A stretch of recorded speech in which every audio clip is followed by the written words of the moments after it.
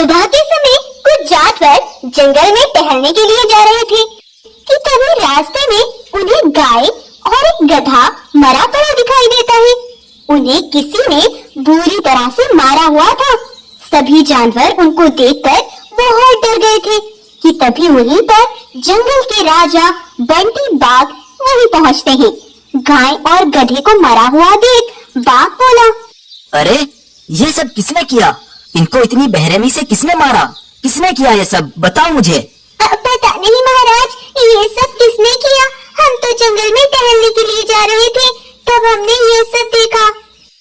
इसी तरह अगले दिन एक मादा भालू भागती हुई बाघ के पास आती है और बोलती है, महाराज महाराज, पता नहीं किस जालिम ने मेरे बच्चे को बड़ी बेरहमी से मार डाला।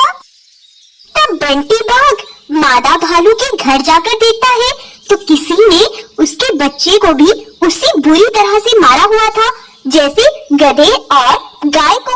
बाघ को भी अब कुछ समझ नहीं आ रहा था कि आखिर ये सब कौन कर रहा है। तब कुछ देर बाद सभी जानवर एक जगह इकट्ठे होते हैं और उसी बारे में बात करते हैं।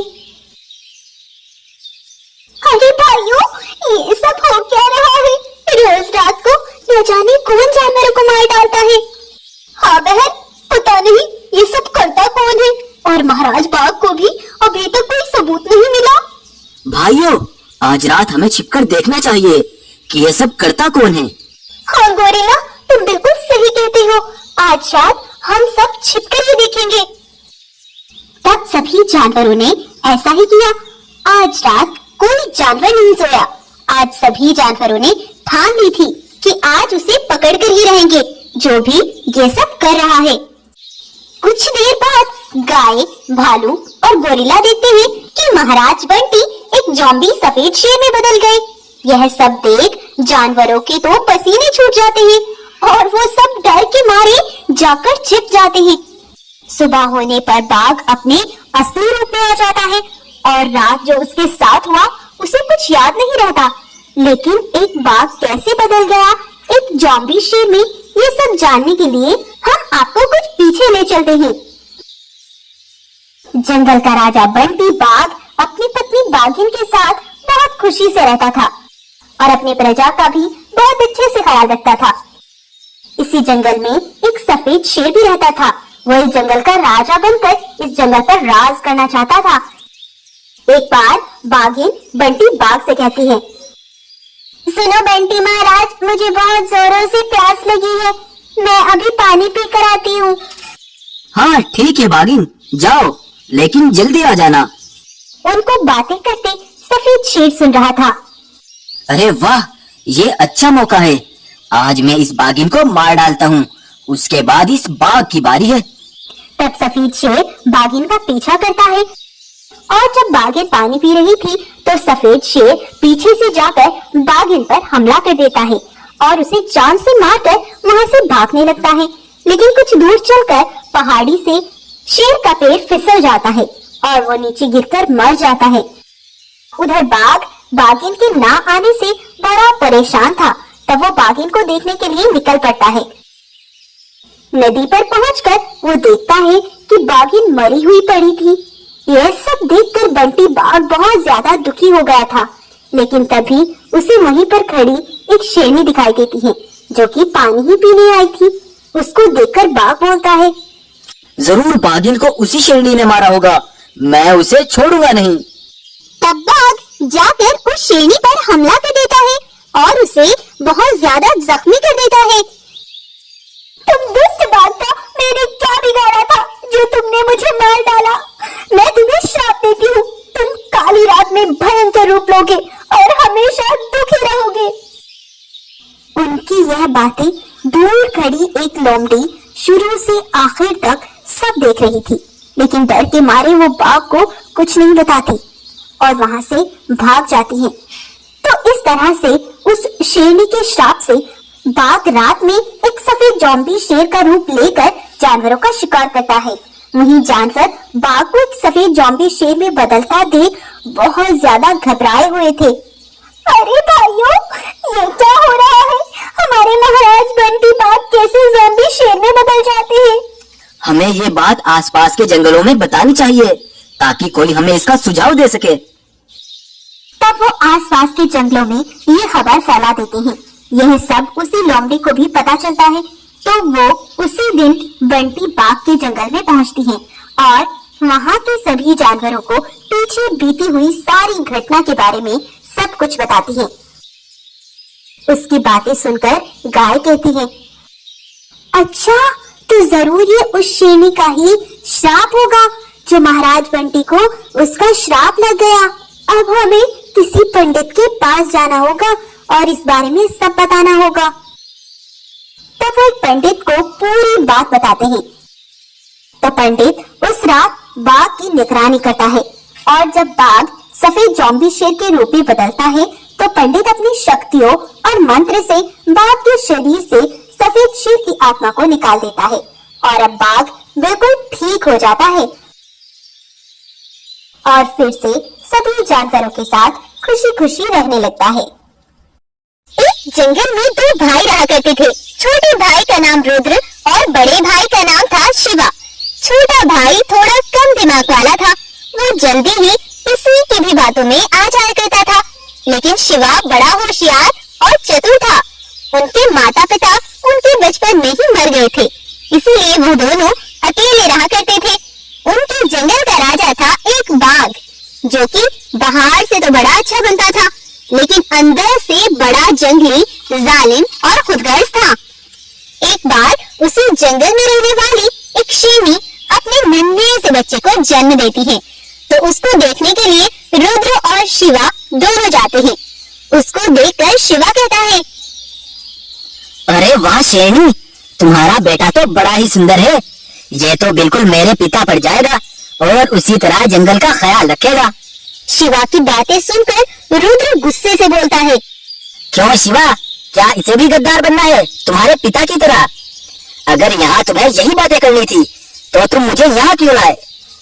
इतना बोलकर रुद्र गुस्से से वहाँ से चला जाता है। तभी वहीं पर एक गाय पहुँचती है। ये रुद्र अपने पिता को गद्दार समझता है, लेकिन मुझे ऐसा नहीं लगता कि तुम्हारे पिता गद्दार थे, क्योंकि मैं उनके बचपन की दोस्त थी। बेटा, तुम्हारे पिता इस जंगल के राजा हुआ करते थे। वो तुम दोनों के साथ बड़ी खुशी से रहते थे।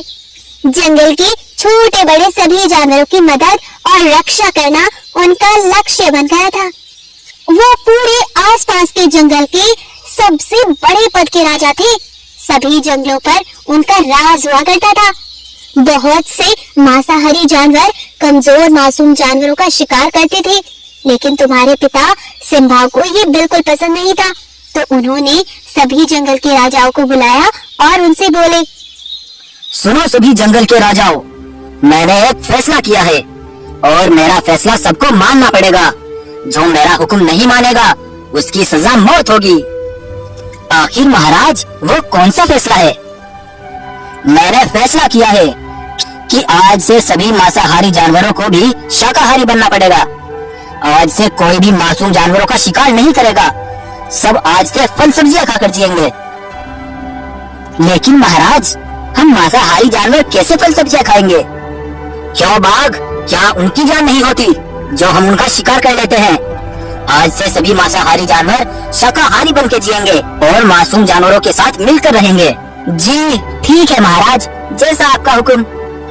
सभी जंगलों के राजा ने सिम्बा शेर की बात स्वीकार कर ली, लेकिन शाम के समय सभी जानवरों के पास बाघ, चीता और बंटी शेर आते हैं। सुनो भाइयों सुनो, मुझे तुम्हें कुछ दिखाना है। चलो तुम जल्दी से मेरे साथ चलो। तब वो सभी जानवरों को लेकर काली पहाड़ी के पास पहुँचे और सबको छिपकर दिखाया। देखो भाइयों, ये सिम्बा शेर हमें शिकार करने से मना कर रहा है और कुछ जानवरों का शिकार कर रहा है। ये शेर गद्दार है और गद्दारी की क्या सजा है बंटी शेर? गद्दारी की सजा सिर्फ मौत है। तब अगले दिन उस बाघ और कुछ जानवरों ने बीच रास्ते में तुम्हारे पिता को मार डाला बेटा।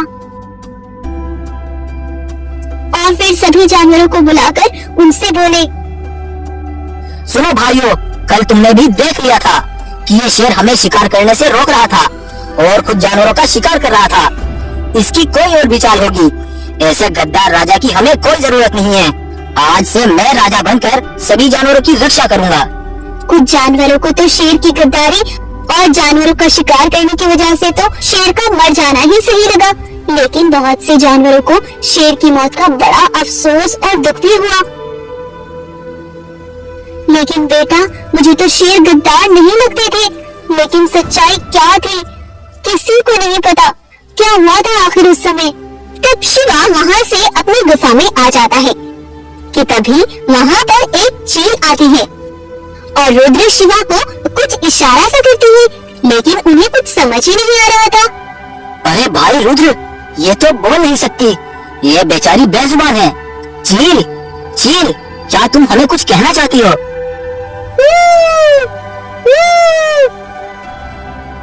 चील के इशारे देख वो उसके पीछे पीछे चलने लगते हैं। तब वो चील उन्हें खुफिया जगह पर ले जाती है। वहाँ पर उन्हें एक गुफा दिखाई देती है। अरे इस गुफा पर पत्थर क्यों लगा हुआ है? चलो इसे हटा कर देखते हैं।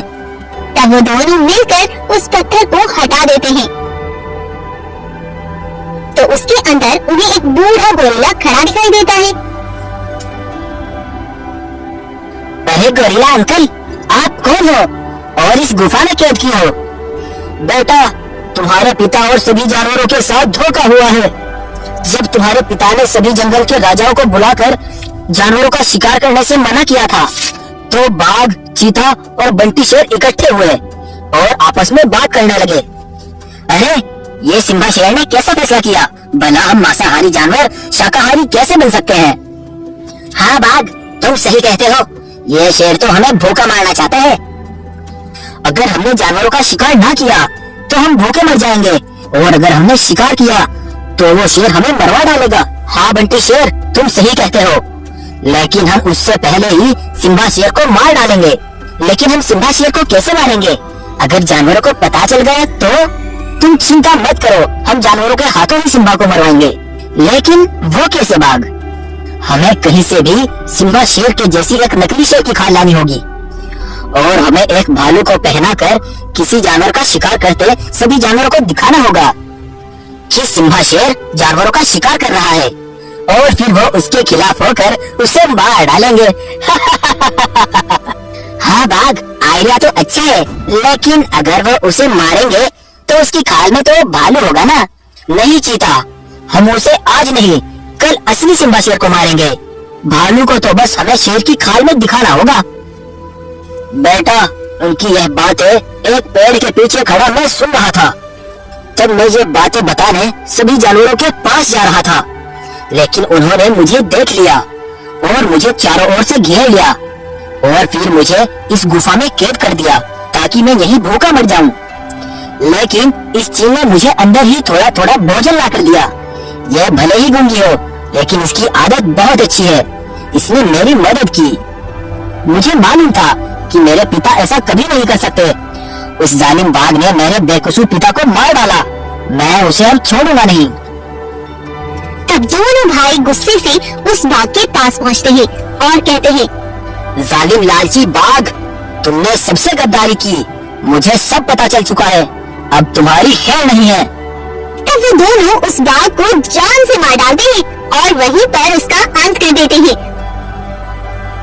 और फिर गोरिल्ला सभी जानवरों को पूरी हकीकत बता देता है। उसके बाद से दोनों भाई अपने पिता की राजगद्दी संभालते हैं और सभी जानवरों के साथ हंसी खुशी जिंदगी बिताने लगते हैं। इस तरह से रुद्र और शिवा ने अपने पिता की मौत का बदला भी ले लिया और जंगल के जानवरों को बहुत सी मुसीबतों से बचा लिया।